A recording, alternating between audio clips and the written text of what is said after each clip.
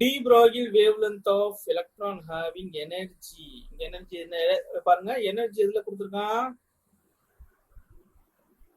Energy வந்து 80 electron வோல்ட்ல கொடுக்குறான்.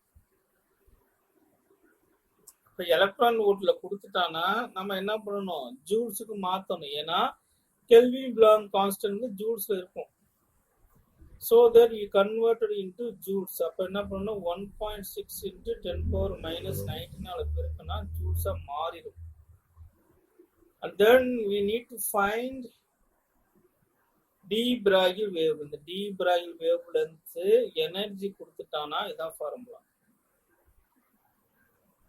Divided by root of 2m into the kinetic energy போடணும். kinetic energy போட E simple போடுறோம்.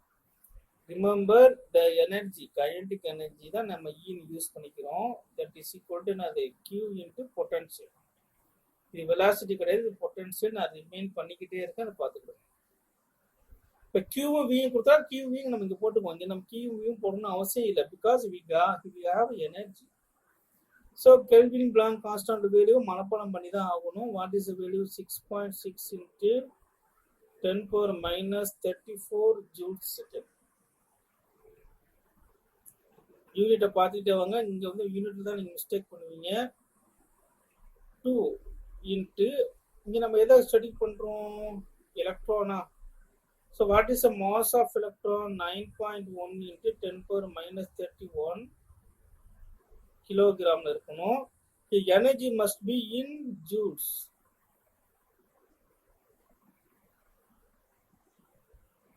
இதெல்லாம் போட்டு ஒர்க் அவுட் பண்ணி முடிச்சிங்கன்னா உங்களுக்கு ஃபைனல் ஆன்சர் வந்து எதில் வந்துடும்னா மீட்டரில் வரும்.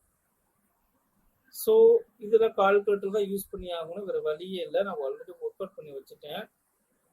கால்குலேட்டரில் போடும்போது உங்களுக்கு என்ன வந்துச்சு? 1.4 இன்ட்டு 10 பவர் minus 10 மீட்டர்னு வரும். we need to give the answer in Armstrong. Armstrong மாற்றும்போது என்ன வரும்? 1.4 Armstrong. So this is the answer. 1.4